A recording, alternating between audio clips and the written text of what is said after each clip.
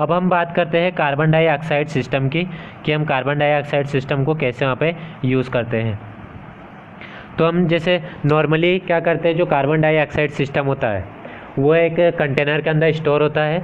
वो कंटेनर के अंदर एक लेवल तक स्टोर होता है। जैसे ही उसमें कोई प्रेशर ड्रॉप होता है तो वो इंडिकेट कर लेता है प्रेशर ड्रॉप को, और जैसे ही प्रेशर ड्रॉप इंडिकेट हुआ वहाँ पे वार्निंग साइंस, जो भी वार्निंग या ऑडिबल होते हैं या विजुअल साइंस वहाँ पे क्रिएट कर देते हैं, ताकि जो भी वहाँ पे कोई मेंबर या कोई पर्सन हो तो उसे वहाँ से पहले इवैक्यूएट कर सके। क्योंकि जब भी मतलब हमें CO2 सिस्टम को यूज़ करना होता है तो सबसे पहले जो भी वहाँ का एरिया है वहाँ को उसको इवैक्यूएट करने की ज़रूरत होती है।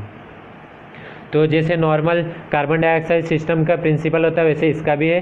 तो जैसे हमने सभी जो वहाँ पे पर्सन है उसे वहाँ से इवैक्यूएट करा, हमें CO2 सिस्टम है उसे एक्टिवेट कर देते हैं ताकि वहाँ पे जो भी फायर है उसको सप्रेस किया जा सके। तो ये इंक्लूड होता है CO2 सिस्टम के अंदर। अब हम बात करते हैं फॉर्म सिस्टम के अंदर। तो फॉर्म सिस्टम के अंदर पंप ऑपरेटेड सिस्टम होते हैं, सेल्फ कंटेंट प्रेशर टाइप होता है, प्रीमिक्स्ड टाइप होता है, हाई एक्सपेंशन टाइप के सिस्टम यूज़ करते हैं। तो हम पहले बात करते हैं पंप ऑपरेटेड सिस्टम की।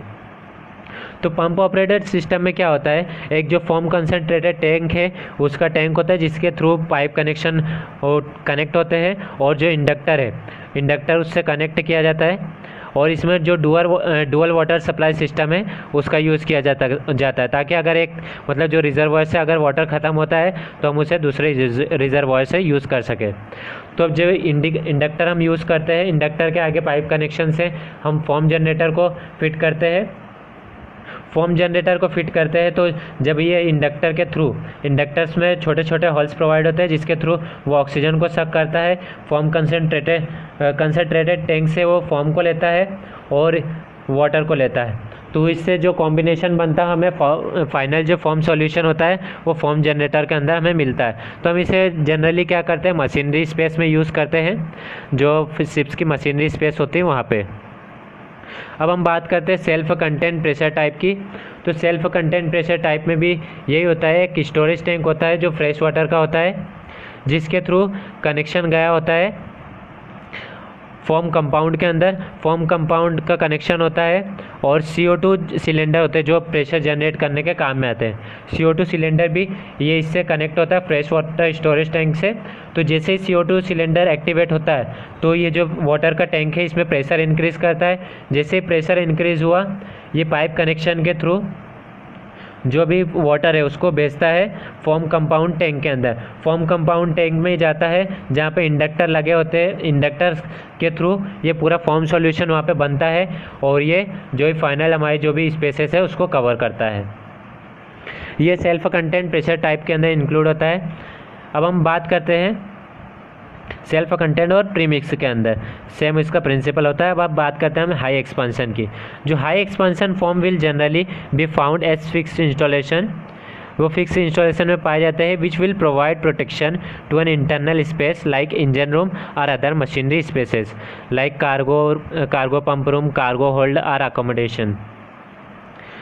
It would not damage or any equipment. Medium will not create a stability problem associated with large quantities of water। ये जो मीडियम यूज़ करते हैं हम तो ये स्टेबिलिटी प्रॉब्लम क्रिएट नहीं करता है। तो इसे प्रॉपरली हम जो क्लीनिंग पर्पज़ के लिए भी क्लीनिंग पर्पज़ ईजिली हो जाता है इसके यूज़ से, हाई एक्सपेंशन फॉर्म से। अब हम आगे बात करते हैं इनर्ट गैस की। Present in confined to ship holds for oil tanker safety are flue scrubber. अब फ्लू स्क्रबर क्या होता है, फ्लू स्क्रबर के लिए हम आगे बात करते हैं। फ्लू गैस जो बॉयलर से हम इसके अंदर यूज़ करते हैं, डीजल यूज़ करते हैं या हम कोई और अदर फ्यूल भी यूज़ कर सकते हैं, जिसके थ्रू बॉयलर में ये प्री हीट होता है। उसके बाद जो फ्लू गैसेस होती है ये स्क्रबर के थ्रू पास होती है, जहाँ पे ये होता है पहले कूल्स होता है, फिर जो उसके अंदर सल्फ़र डाइऑक्साइड या ट्राईऑक्साइड जो भी होते हैं वो रिमूव हो जाते हैं। ये सेंट्रीफ्यूगल ब्लोअर के थ्रू फिर कार्गो होल्ड्स में पहुंचता है, जहां पे फायर्स को सप्रेस करने में हमें मदद मिलती है। ये इनर्ट गैस का प्रिंसिपल और फ्लू गैस का प्रिंसिपल यहाँ पे सेम होता है। Diesel oil and air are supplied under pressure to combustion chamber from where the burn gases pass to the cooling chamber and so to the distribution chamber. Diesel oil और air को supply करते हैं हम under pressure combustion chamber में, फिर वहाँ से वो बर्न होता है और गैसेस पास होती है कूलिंग चेम्बर में और वहाँ से डिस्ट्रीब्यूशन चेम्बर में जाती है, ताकि जहाँ पे हमें इसका यूज़ करना हो हम वहाँ पे इसका यूज़ कर सकते हैं। तो अब हम आते हैं आगे डीसीपी सिस्टम पे। तो डीसीपी सिस्टम जनरली कहाँ पे हमें लिक्विफाइड गैस कैरियर जो होते हैं उसमें मिलते हैं। ये 2 or more powders controls with associated monitors and hand hose lines. हमें ये एसोसिएटेड मॉनिटर के थ्रू हम इसे यूज़ कर सकते हैं पाउडर को, और जो हैंड होस लाइंस होती है उसके थ्रू भी यूज़ करते हैं हम। It is activated by inert gas like nitrogen stored in pressurise vessel. जो नाइट्रोजन हम स्टोर करते हैं प्रेशराइज वेजल में, तो इसके थ्रू ये एक्टिवेट होता है और गैस जो हमारे इमरजेंसी एरिया वहाँ पे पहुँचती है। तो ये हुआ पूरा जो construction and system of fire detection system and suppression system के बारे में। अब हम आगे बात करते हैं वेजल प्लांट्स के बारे में। तो वेजल प्लांट्स में हम क्या देखते हैं, Firefighters should note that individual ships are required to carry plans of particular value in the event of fires। जो भी मतलब प्लान हमने बनाया हुआ है प्री प्लानिंग के दौरान, वो पूरे जो भी प्लानिंग है उससे हम किसी फायर के दौरान हमें उसका यूज़ कर सकते हैं, जिसके अंदर कौन कौन से प्लान इंक्लूड होते हैं, fire control plan, stability plan, cargo storage plan and pumping plan. The fire control plan should show where applicable the position of the control station। जो उसके अंदर क्या क्या होना चाहिए प्लान्स के अंदर, जो भी पोजीशन है कंट्रोल स्टेशन की वो। With the section of the ship enclosed by fire resisting bulkheads. वो शिप्स के अंदर कौन सा ऐसा सेक्शन है जो फायर रेजिस्टेंस बल्कहेड्स के थ्रू कवर है, तो उसकी पूरी इन्फॉर्मेशन होनी चाहिए। पर्टिकुलर्स ऑफ फायर अलार्म्स कहाँ पे इंस्टॉल है उसकी जानकारी होनी चाहिए। फायर डिटेक्शन सिस्टम की जानकारी होनी चाहिए। स्प्रिंकलर सिस्टम कहाँ पे हमने इंस्टॉल किया है उसकी पूरी जानकारी फायर प्लान्स के अंदर इंक्लूड होनी चाहिए। तो आप सिंपली यहाँ पे देख सकते हैं जो मतलब फायर वेजल प्लानिंग है वो कैसे होती है। तो आप इसका स्क्रीनशॉट ले सकते हैं, क्योंकि अगर मैं इसे समझाने जाऊँगा तो ये बहुत ज़्यादा लंबा हो जाएगा वीडियो और इसमें आगे दिक्कत होगी आपको समझने में भी। तो आप इसका स्क्रीनशॉट ले लें ताकि आपको अच्छे से समझ में आ जाए।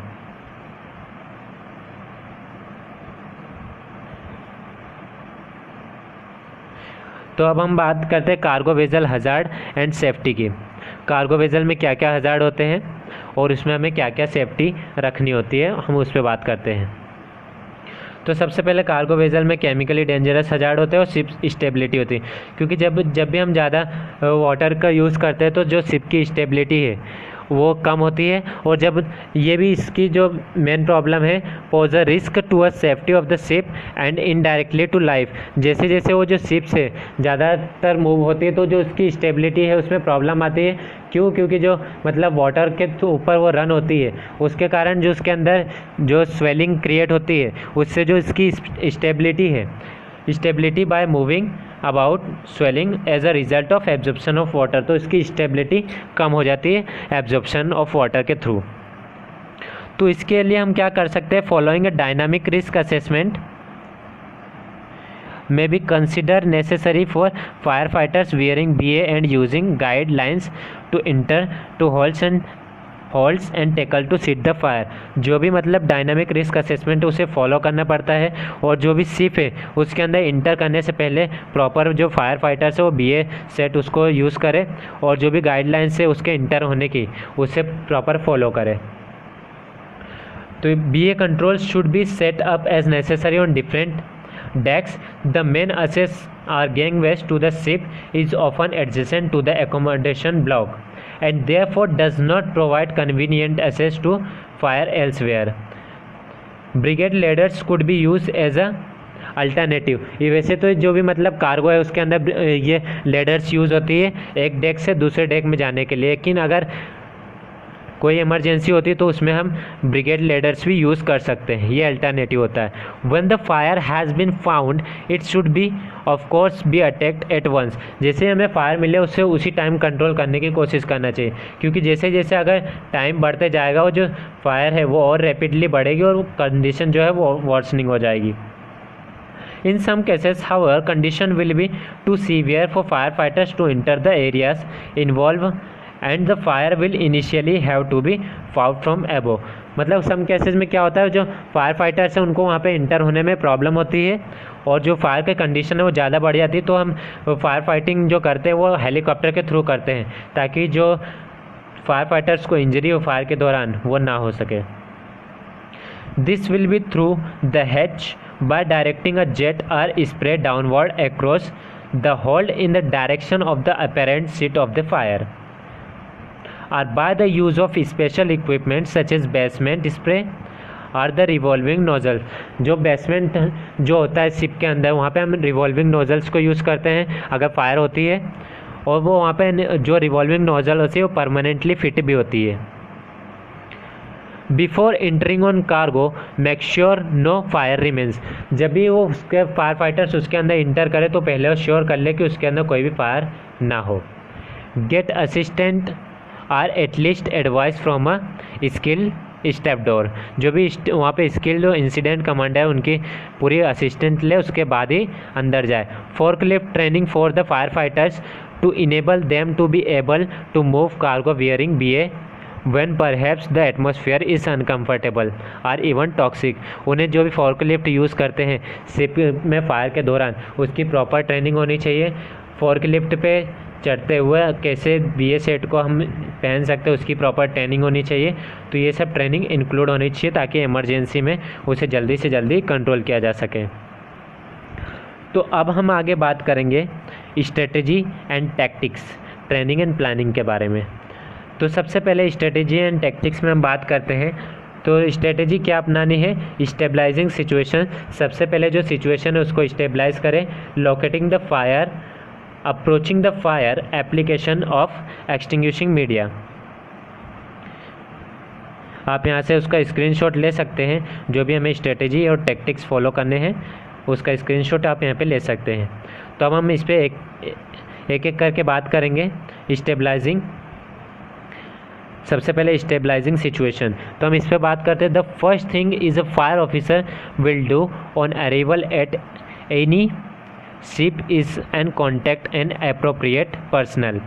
वहाँ पे जो भी सबसे पहले जो इंसिडेंट कमांडर पहुँचता है या फायर ऑफिसर पहुँचता है तो उसका काम ये है कि जो भी वहाँ पे अप्रोप्रिएट पर्सन है या स्किल पर्सन है उनसे बात करें। एग्जांपल जो शिप्स मास्टर है वो या ड्यूटी ऑफिसर है वो, ताकि मतलब जो फायर फाइटिंग के दौरान वहाँ पे जो भी एक्सेस रूट है कहाँ से हम इजीली वहाँ पे पहुँच सकते हैं ताकि जो फायर के दौरान डैमेज है वो ना हो। तो इसके जो भी पूरी जानकारी होती है वहाँ पे शिप्स मास्टर को होती है, तो हम उसके हेल्प यहाँ पे ले सकते हैं। The chief engineer or his officers may also be able to help with expertise. जो वहाँ के चीफ इंजीनियर होते हैं और जो ऑफिसर्स होते हैं वो भी इसमें हेल्प कर सकते हैं। अब वहाँ पे इंफॉर्मेशन क्या क्या रिक्वायर्ड होनी चाहिए किसी भी फायर के दौरान, तो whether people encounter for and where last seen. वहाँ पे कौन से पीपल थे और मतलब जब भी फायर हुई वहाँ पे कौन कौन मौजूद था उसकी पूरी इन्फॉर्मेशन होनी चाहिए। लोकेशन ऑफ द फायर, कहाँ कहाँ पे फायर हुई इसकी पूरी इन्फॉर्मेशन होनी चाहिए। The nature of the material involve, जो भी मटेरियल वहाँ पे है उसका nature. Details of any dangerous goods, जो भी हम वहाँ पे डेंजरस गुड यूज़ कर रहे हैं उसकी पूरी डिटेल्स होनी चाहिए उनके पास। शुड नियर द फायर, जो फायर के पास हो। एनीथिंग लाइकली टू एक्सप्लोड, अगर मतलब ऐसी कोई मटेरियल वहाँ पे यूज़ हो रहा है जो वॉलेंटरली रिएक्ट कर सकता है और एक्सप्लोड हो सकता है तो इसकी पूरी जानकारी ले। असेस द फायर, फायर पे असेस करने के लिए जो भी वहाँ के रूट है उसे फॉलो करें। Whether on board fire fighting system are operable. Modern ships make increase use of electronic operates. आजकल हम देखते हैं जो मॉडर्न शिप्स है तो उसमें ज़्यादातर इलेक्ट्रॉनिक्स, जो शिप्स इलेक्ट्रॉनिक्स इक्विपमेंट है उसका ज़्यादा यूज़ किया जाता है, तो इसके जो फायर की कंडीशन है वो और वर्सनिंग हो जाती है। The incident commander will lead in consult with the master of his engineer. जो इंसिडेंट कमांडर है जो वहाँ पे मास्टर या इंजीनियर है उसकी कंसल्ट ले सकता है। तो जो सेकंड वन है, जब हम पूरी जो ये स्टेबलाइज कर लिया हमने सिचुएशन को, जो सेकंड वन है वो लोकेटिंग द फायर, फायर को लोकेट करना होता है। The incident commander should consider the use of a thermal imaging camera. जो भी इंसिडेंट कमांडर है उसे वहाँ जो थर्मल इमेजिंग कैमरा है उसे यूज़ करना होता है for both locating the fire and for assessing the effect of fire. जो वहाँ पे कहाँ पे फायर हुई है और उसको असेस करने के लिए थर्मल इमेजिंग कैमरे का यूज़ कर सकते हैं। At the same time the fire fighters should checks above and below and around the area identify. जो भी एरिया आइडेंटिफाई किया गया उसे चेक करें कहाँ पे फायर के चांसेस है, कौन से फायर की एरिया है उसे आइडेंटिफाई करना होता है। The incident commander will require personal report back on. जो भी इंसिडेंट कमांडर है उसे वापस उसकी इन्फॉर्मेशन चाहिए होती है फायर फाइटर से। तो उसमें क्या क्या इन्फॉर्मेशन इंक्लूड होती है, लिमिट्स ऑफ स्मोक, स्मोक किस मतलब लिमिट्स की है, कितने लेवल में स्मोक है अंदर, any apparent heat conducted through decks or bulk heads, any particular risk or material likely to assist fire spread. जो भी वहाँ पे मटेरियल है जो फायर को स्प्रेड कर सकती है उसकी इन्फॉर्मेशन लेनी होती है। Any problem of assess, assess में क्या क्या प्रॉब्लम हो सकती है उसे लेनी होती है। Ideally BA search team will carry communication equipment and give information to BA entry point. जो भी वहाँ पे BA टीम होती है वो पूरी वहाँ की इन्फॉर्मेशन लेती है और जो BA एंट्री पॉइंट है वहाँ पे उसकी पूरी इन्फॉर्मेशन को ट्रांसफ़र करती है। The incident commander will be better able to decide on strategy for tackling the fire by reference. जो इंसिडेंट कमांडर होता है उसे प्रॉपर उसकी जो नॉलेज होती है स्ट्रेटजी क्या अपनानी है, क्या टैक्टिक्स अपनानी है इन केस ऑफ फायर, उसे प्रॉपर नॉलेज होता है। तो जो भी फायर फाइटर्स है वो इंटर करने से पहले जो भी इंसिडेंट कमांडर है उसके ऑल जितने भी रेगुलेशन है या जो भी उसके इंस्ट्रक्शन है प्रॉपर फॉलो करे ताकि जो इमरजेंसी होती है तो उसमें ज़्यादा इंजरी ना हो। अब जो थर्ड वन है वो अप्रोचिंग द फायर। जैसे ही मतलब हमने वो फायर को लोकेट किया तो जो थर्ड वन आता है वो अप्रोचिंग द फायर है। हम वहाँ पे जाए और फायर पे अप्रोच करें, फिर वहाँ पे किस हिसाब से हमें फायर इमरजेंसी को टैकल करना है उससे हम वहाँ पे टैकल करें उसे। जैसे हम यूज़ कर सकते कूलिंग पर्पज़ के लिए, अगर कोई इक्विपमेंट डैमेज हो रहा है तो हम उसे कूलिंग पर्पज़ के लिए फॉग यूज़ कर सकते हैं। वहाँ पे हम अगर हमें वाटर जेट की ज़रूरत है वहाँ पे हम वाटर जेट का यूज़ कर सकते हैं। तो वो डिपेंड करता है कि जब हम वहाँ पे पहुँचे वो फायर पे हमने अप्रोच किया तो वहाँ पे कंडीशन क्या है उस पर डिपेंड करता है कि हमें क्या क्या यूज़ करना है। फिर एप्लीकेशन ऑफ एक्सटिंग्विशिंग मीडिया, तो हम देखते हैं कि जो भी वहाँ पे मटेरियल बन हो रहा है तो उसके अकॉर्डिंग हम जो भी मटेरियल यूज़ कर सकते हैं एक्सटिंग्विशिंग के लिए वो इसके अकॉर्डिंग होना चाहिए, उस क्लास के अकॉर्डिंग। बात करते हैं हम जैसे अगर फ्लेमेबल लिक्विड है तो उसके लिए हम फोम यूज़ कर सकते हैं। अगर कोई इलेक्ट्रिकल इक्विपमेंट में फायर हुआ तो वहाँ पे हम CO2 यूज़ कर सकते हैं। अगर कोई लिक्विफाइड वो वहाँ पे गैस वगैरह है तो वहाँ पे हम यूज़ कर सकते हैं DCP का। तो ये बहुत सी चीज़ें होती है जो हमें वो सीन पे ही जाके पता चलती है कि हमें क्या करना है वहाँ पे। अब हम बात करते हैं ट्रेनिंग और प्लानिंग की, क्योंकि वहाँ पे कैसे ट्रेनिंग दी जानी चाहिए। तो ट्रेनिंग किस चीज़ की दी जानी चाहिए यहाँ पे, तो सबसे पहले हम उस पर बात करते हैं। Training for ship fire fighting in port. अगर शिप में फायर होती है और वो पोर्ट पे हुई तो उसकी प्रॉपर ट्रेनिंग वहाँ पे जो भी फायर फाइटर्स हैं उनको दी जानी चाहिए। तो इसके अंदर क्या क्या इंक्लूड होता है, wearing BA in heat and humidity on regular basis. जब मतलब BA सेट को पहनना है ऐसी कंडीशन में जहाँ पे हीट और ह्यूमिडिटी है तो उसकी प्रॉपर ट्रेनिंग दी जानी चाहिए। The use of guidelines and multiple entry points, multiple entry points का यूज़ करें और गाइडलाइंस का यूज़ करें। Ship construction covering the types of vessel regularly visiting the port both as basic classroom और practical। जो भी शिप कंस्ट्रक्शन है उसकी पूरी जानकारी होनी चाहिए और वो कैसे जानकारी होगी वहाँ पे रेगुलरली बेस पे हम वहाँ पे जाए और रूटीनली उसको चेक करें और जो पोर्ट का एरिया है उसे प्रॉपर हमें चेक करें ताकि जो इमरजेंसी होती है तो उसे जल्द से जल्द कंट्रोल कर सकें। तो इसकी ट्रेनिंग हम क्लासरूम के थ्रू भी दे सकते हैं या प्रैक्टिकल भी दे सकते हैं। Good knowledge of terms use to describe parts of ship and action of on ships. Equipment use on training, क्या क्या हमें इक्विपमेंट को यूज़ करना है ट्रेनिंग के दौरान, ये फायर फाइटिंग के दौरान कौन कौन से इक्विपमेंट यूज़ करते हो उसकी प्रॉपर ट्रेनिंग होनी चाहिए। Knowledge of factor which affect the stability of vessels, हमें ये पता होना चाहिए कि जो वेजल है उसकी स्टेबिलिटी को कौन कौन से फैक्टर वहाँ पे अफेक्ट कर सकते हैं, तो इसकी प्रॉपर नॉलेज होनी चाहिए फायर फाइटर्स को। अब हम दूसरा बात करते हैं training of offshore fire fighting. तो इसके अंदर क्या क्या इंक्लूड होना चाहिए, जो भी अगर ऑफशोर पे फायर फाइटिंग कर रहे हैं तो जो फायर फाइटर्स है must confident to fight fire in water. तो अगर ऑफशोर पे कर रहे हैं तो उसे अगर वाटर में फायर फाइटिंग करनी हुई तो उसके लिए प्रॉपर वो कॉन्फिडेंट होना चाहिए, वो एबल होना चाहिए कि वो स्विम कर सके and should not be prone to sea sickness. मतलब अगर कभी कुछ लोगों का ऐसा होता है जैसे फायर फाइटिंग के दौरान मतलब ऐसे लोगों का सिलेक्शन हो ताकि अगर ऑफशोर पे हम फायर फाइटिंग कर रहे हैं तो जो सी की सिकनेस है उसको देख के ना डरे। तो ये इसकी पूरी ट्रेनिंग पहले दी जानी चाहिए ताकि किसी भी इमरजेंसी को सी के अंदर वो कंट्रोल कर सके।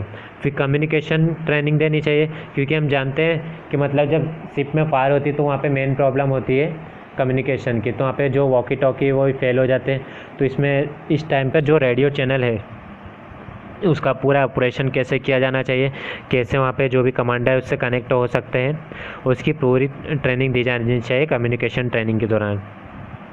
Regular practice with the use of thermal imaging camera, जो थर्मल इमेजिंग कैमरा का कैसे यूज़ करना है उसकी रेगुलर प्रैक्टिस वहाँ पे दी जानी चाहिए। Some of the techniques which should be covered in training, क्या क्या हमें वहाँ पे कवर करना चाहिए, तो यहाँ पे देखते हैं हम ship construction including fire protection and fire fighting provision. Ship construction के अंदर क्या क्या फायर प्रोटेक्शन सिस्टम लगे हुए होते हैं उसका हम यूज़ कर सकते हैं ओवर फायर फाइटिंग के दौरान, तो इसकी पूरी ट्रेनिंग फायर फाइटर्स को देनी होती है।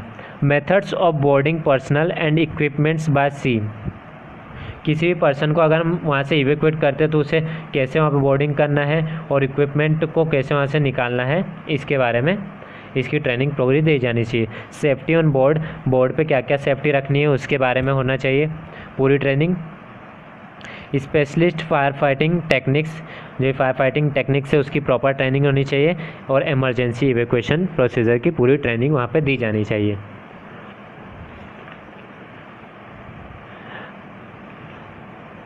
अब आगे है अब वेजल फायर इंसिडेंट, तो उसमें वेजल फायर इंसिडेंट में क्या क्या हो सकता है, फायर इन स्टोर्स, जो स्टोर्स हैं वहाँ पे फायर हो सकता है। फायर इन मशीनरी, फायर वो मशीनरी में फायर हो सकता है, तो उसमें हम क्या क्या कर सकते हैं, कार्बन डाइऑक्साइड या इनर गैस सिस्टम यूज़ कर सकते हैं, फॉर्म सिस्टम यूज़ कर सकते हैं, वाटर यूज़ कर सकते हैं कूलिंग पर्पज़ के लिए, या self smothering, fire in uptakes, fire in softener and build fire. तो ये सब जो भी फायर इंसिडेंट है वो वेजल में हो सकते हैं। अब marine incident and rescue operation हम पहले ही डिस्कस कर चुके हैं ऑन शिप्स और इन पोर्ट एरियाज़। तो इस वीडियो में इतना ही। इस वीडियो को बनाने के लिए दोस्तों मैं बोलूँगा मुझे बहुत मेहनत लगी है, तो आप प्लीज़ इसे सब्सक्राइब करें, चैनल को शेयर करें और लाइक करें, और प्लीज़ इस वीडियो को लास्ट तक देखें ताकि आपको जो भी शिप्स के सेफ्टी फीचर्स से फायर फाइटिंग टेक्निक्स से आपको अच्छे से पता चल सके। So thank you for watching.